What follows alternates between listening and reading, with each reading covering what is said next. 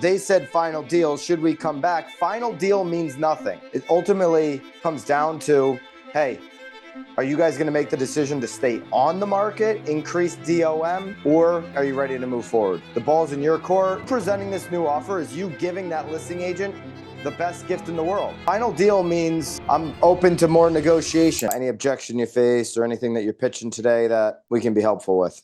I have one where this property has been on the market for 27 days. They're listed at 425. My clients saw the property. They weren't my clients beforehand. Another agent on the team kind of passed them over to me. They saw the property themselves. I haven't seen the property. They told me, well, it needs a lot of work. The gentleman's an electrician, so he said it needs a lot of work. The pool's in shambles. It's an above ground pool, but it's set into a deck. And so they said, we feel comfortable offering 390. I said, it's been on the market for 24 days. 390 is not super unreasonable. Let's offer the 390. We offered the 390. They came back and said, oh, well, we'll do 420. Came five grand off in price and said that's final, and it's with inspection for informational purposes only. We're going as is at that point, and don't bring anything else. My clients still want the property, and it's sitting on the market right now.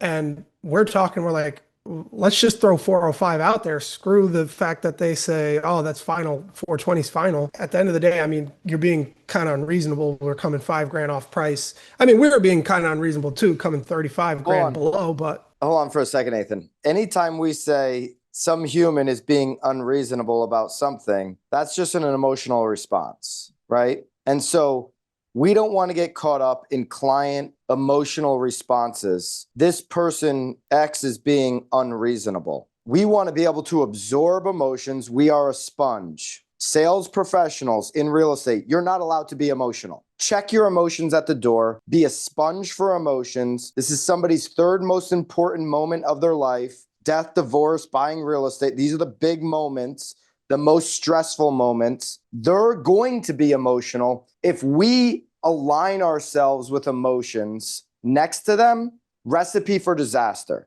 Not saying that you were emotional. I just want to clarify on our language how important it is to separate what could be a driver for more emotions versus where we're at. So where we're at is we came in, you said it was listed at what, 420,000? 425. 425, and we came in at 390,000? 390. 35 below. 390. 390 divided by, right? So we came in, we came in within 10% of ask. We came in at 9%. So on the market 30 days within 10% of asking price, is that unreasonable? I don't think so. Right? We're within 10% of the asking price. That's where we started. We're at about 9% of asking price, 30 days on the market. Now, if we were to wait another 30 days, it might be 11%, 12% where we'd come in. Asking the agent, hey, what do you prefer us to do? Do you prefer us to close the gap now? Maybe we can get this client close to 7-8% of your asking price? Or do you want us to wait the 30 days and move the other direction closer to 15%? Because the gap gets wider the longer they're on the market, not tighter, okay? So that's one approach. The other approach is like talking to your buyers. Hey, you still want the property. The risk of moving the property from 30 days on the market to 45 days on the market is there's somebody else over the next 2 weeks that shows interest, makes a 5% to list price offer. They start negotiating with them. They don't come back and give us a chance, and the property gets taken off the market by that buyer. That's the risk. Now, the risk is reduced in the sense that the property has been on the market 30 days. If the property's been on the market 3 days, the risk of that going on moves up. So we have some risk there, not the amount of risk that we have if it was a newer listing. Strategy number 2 is that we do come up. They did come down some, right? They came down 5,000. They presented terms that, hey, inspections for information only. And then they tried to really, I'm not going to use the word strong arm, but they tried to present a strong counter offer by saying final deal. Final deal, and so this is where I want to go back to kind of the language pattern that you were using. You know, they said final deal. Should we come back? Final deal means nothing. Final deal means I'm open to more negotiation. Being sold as is means nothing. We want inspection for information only. Even if I put that in the contract, it means Nothing. Because I might change my mind after the inspection. Hey, I know we agreed to inspection for information only. The information in this report is telling me that I should change my mind and renegotiate you. Well, that's not fair. Well, life isn't fair. Okay. So I've now changed my mind. I'm renegotiating. And the seller has to make the decision. Do I have leverage?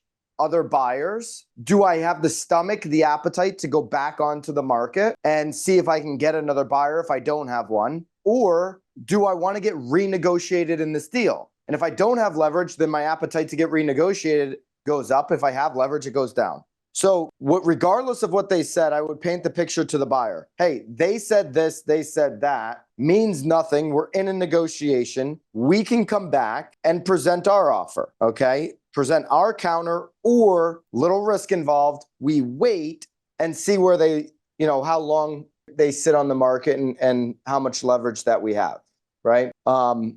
Where would your buyer go to in this sense? You're at 390. They're at 420. So they wanted to come up to 405. Cool.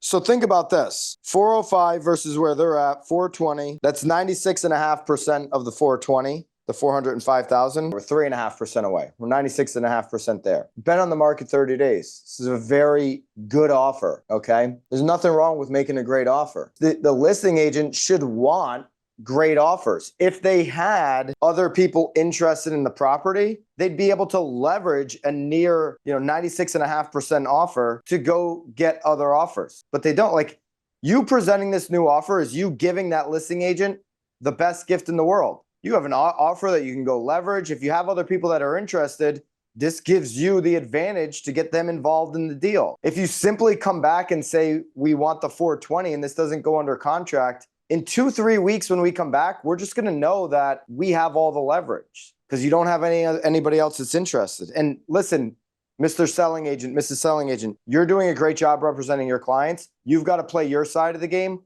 Ultimately, we both want to make sure that our clients get a deal and get a good deal for them. We're working for the deal here, but there is a cap to where my buyers are going to go, and we're kind of there. There might be a few terms, conditions we can tweak. Might be able to look at this, but we're kind of there. We're 97% to where you guys want to be. It ultimately comes down to, hey, are you guys going to make the decision to stay on the market, increase DOM, or are you ready to move forward? The ball's in your court. We're not going to put a crazy deadline on this. The property's been on the market, so we feel like we're not risking much by letting you guys take a day or two if you need it to decide, and we're looking forward to hearing back from you, right? That's how I would present it, like almost like, hey, we're confident. We made a great offer. There's going to be other opportunities. We can go look for the next 2 weeks, come back to you is kind of where we're at. Or, Ethan, do you believe that somebody might come in and scoop the property? I guess that's the other thing you got to decide. But if it's on the market 30 days without a price reduction, that's probably unlikely. When we originally were talking about the 390, I mean, the listing agent, or when I mentioned that I was going to present the 390, she said that they had something else in. She didn't say exactly that it was FHA, but she kind of implicated that it was FHA. She asked us, oh, well, are you FHA? And are you asking for closing cost credit? Whatever it is, she did mention that they had another offer on the table and it was higher than where we were at. Even though it was higher than where we were at, whatever it was, they didn't go with that because they're still in the market.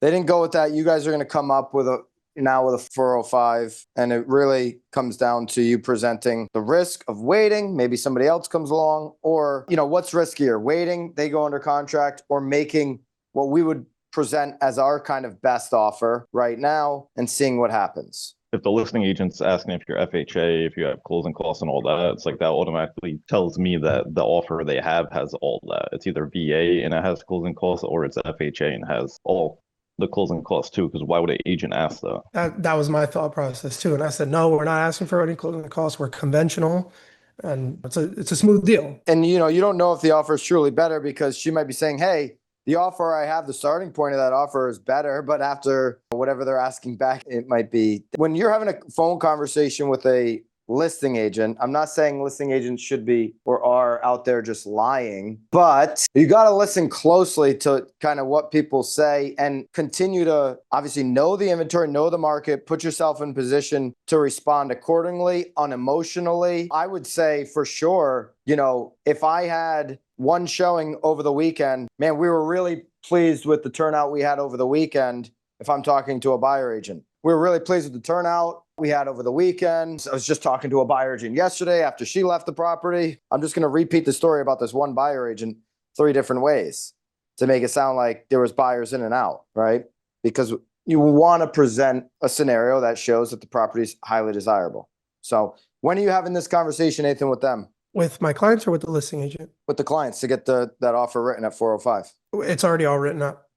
It's all written up. You're going to present it over. And, I would have a conversation with like, hey, here's how it came. We're about 3% away from, where they want to be. Ultimately, listen, you're doing a great job representing your seller. Anytime I'm going to give a listing agent any insight of like, hey, maybe you should be leaning this way. It's like, hey, you're doing a great job. We want to get a great deal for everybody. I know you got your game to play. Ultimately, you know this better than anybody. You guys just got to decide what's riskier. Is it staying on the market another 30 days to close the 3%? Or is it taking this deal? These buyers are ready to close, confident in our ability to close. You've articulated there's nothing we should worry about in inspection. So I don't see any hurdles that we need to jump through here. We're going to close. And you just got to make the decision on, hey, what's riskier, waiting and potentially being on the market 45, 60 days to close that gap, or going with the viable buyer right here in front of you?